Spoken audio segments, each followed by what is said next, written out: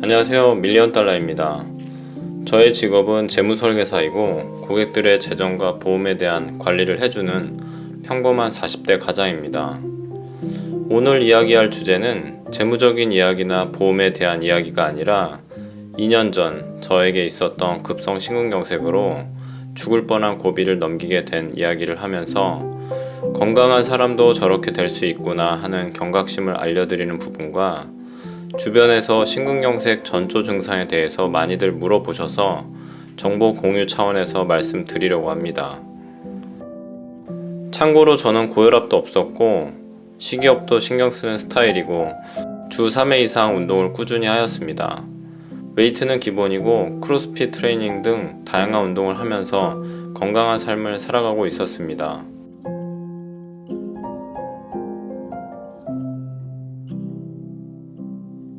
심근경색은 다양한 원인이 있을 것 같은데 저의 경우는 유전적인 가족력이 큰 영향이지 않을까 생각합니다.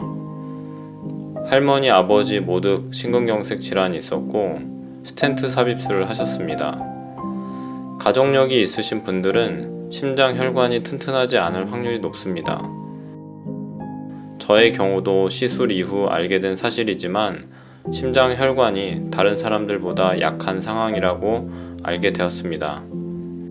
하지만 대부분의 경우 개인적인 식생활 습관의 영향을 많이 받을 것 같은데 기름진 음식이나 탄수화물 섭취를 많이 하셔서 아무래도 고지혈증이나 고혈압이 있으신 분들이 걸릴 확률이 높습니다.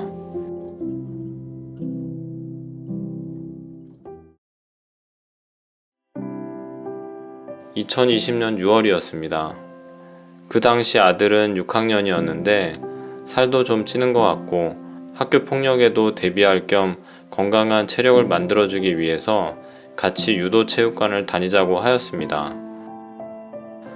아들은 처음에 유도 체육관 다니는 것을 그리 좋아하지 않았는데 아빠가 주 2, 3회 정도 같이 해준다고 하니까 마지못해 함께하게 되었습니다.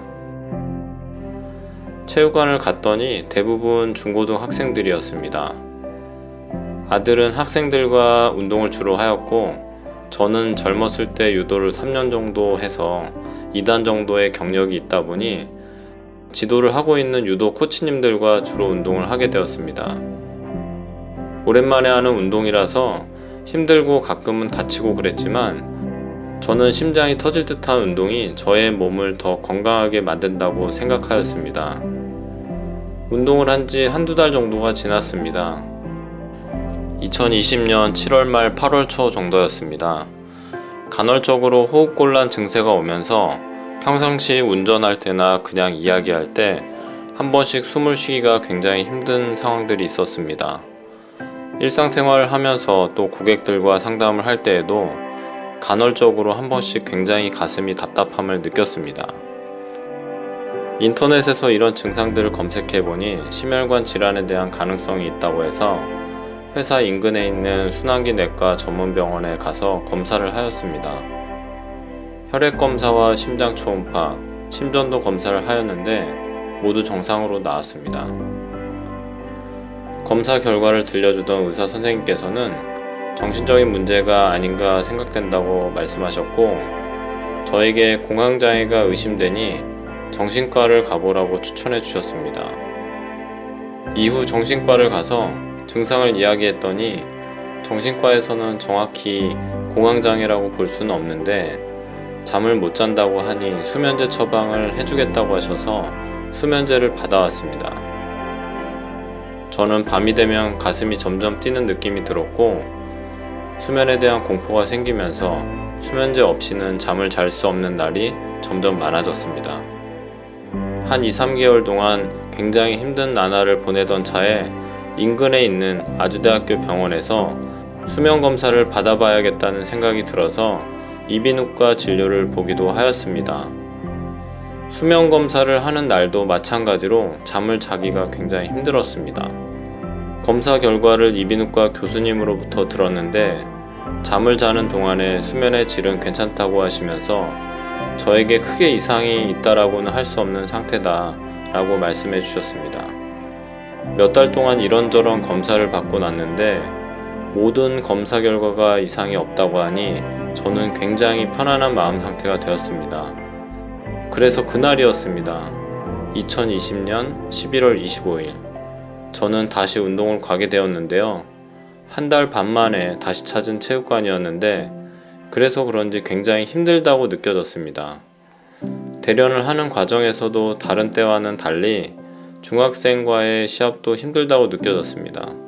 운동 시간이 끝날 때쯤 1시간이 거의 다 지난 상황에서 고등학교 3학년 학생과 마지막 대련을 하는 상황이었습니다. 업어치기를 하려고 하는 시점에서 힘을 줬는데 갑자기 온몸에 힘이 빠지면서 눈꺼풀이 무거워지는 현상을 느꼈습니다. 그 순간 운동 시간도 종료되었고 저는 몸을 가누기가 너무 힘들어서 매트에 누워있게 되었습니다. 운동이 끝난 학생들은 옷을 갈아입으러 탈의실에 들어갔지만 저는 계속 매트에 누워있을 수밖에 없었습니다. 아들은 옷을 갈아입고 나와서 매트에 누워있는 저를 발견하고 나서는 저에게 다가왔습니다. 저는 잠시 누워있으면 괜찮아질 거라고 생각하고 아들에게 작은 목소리로 물 좀 갖다 달라고 부탁을 했습니다.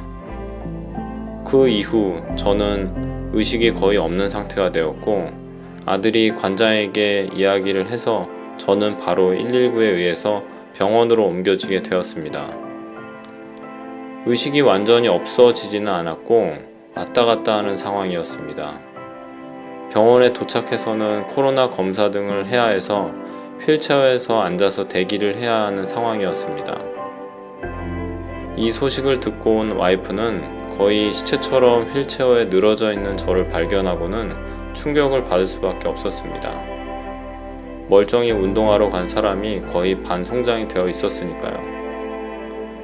코로나 검사를 마친 저와 와이프는 함께 병원 안으로 들어갈 수 있었고 빠르게 수술 준비가 진행이 되었습니다.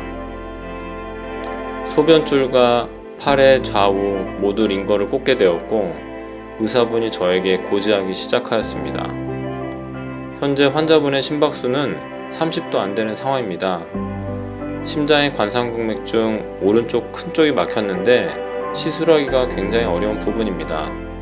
그래서 시술하다가 위험한 상황이 생길 수 있는데 안 하시면 더 위험해질 수 있으니 수술을 하시는 것에 동의해 주셔야 합니다. 와이프도 동일한 고지를 듣고 저나 와이프나 갑작스럽지만 동의를 하고 서명을 할 수밖에 없었습니다. 마지막이 될 수 있는 와이프와 짧은 시간을 나누고 저는 수술방에 들어가게 되었습니다.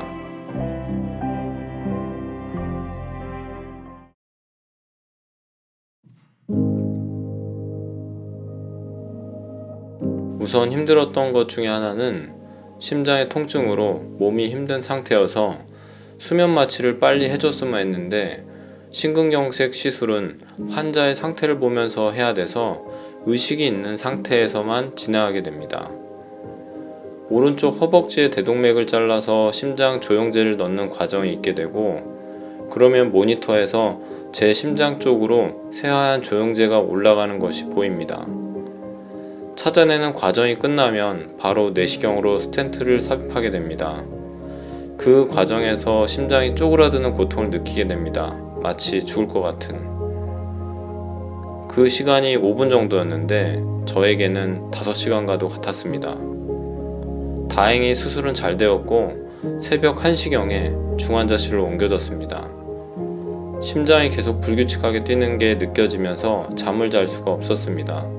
스텐트 삽입술을 하는 경우 24시간 이내에 막히게 되는 경우가 상당히 있다고 담당 주치의가 알려줬고 간호사들이 스텐트가 안 막히고 잘 작동하는지 2-3시간마다 점검하였습니다.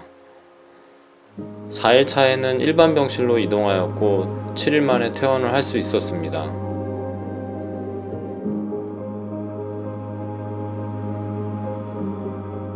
저는 중환자실 3일 이후 일반 병실에 옮겨져 1인실에서 4일 동안 있었습니다. 총 비용은 2,050만원 정도가 나왔고 중증질환 환자에 대해서는 95%의 건강보험 적용 혜택이 있게 돼서 제가 실제로 비급여로 지급했던 비용은 일반 병실이 가장 컸고 제가 결제한 금액은 200만원 정도였습니다. 저는 4개의 보험사에 관련 보장이 있어서 약 1억 3,200여만 원의 보험금을 받았습니다. 저는 직업상 제 보험을 제가 설계하다 보니 진단금 설계를 상당히 잘 해놨고 6개월에서 1년 정도 회복 기간 중에 생활비로 진단금을 활용할 수 있게 되었습니다.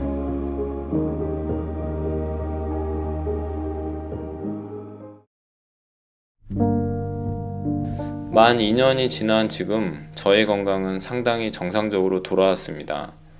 물론 한 번씩 장거리 운전을 한다든지 스트레스를 많이 받으면 호흡이 좀 힘든 상황은 있지만 지금은 다시 헬스장도 다니면서 운동을 할 수 있는 정도는 되었습니다.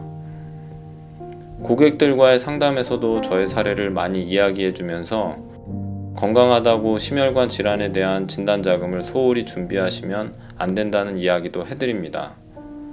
지금은 두 번째 인생을 산다는 느낌으로 좀 더 워라밸을 중요시하면서 생활하고 있습니다.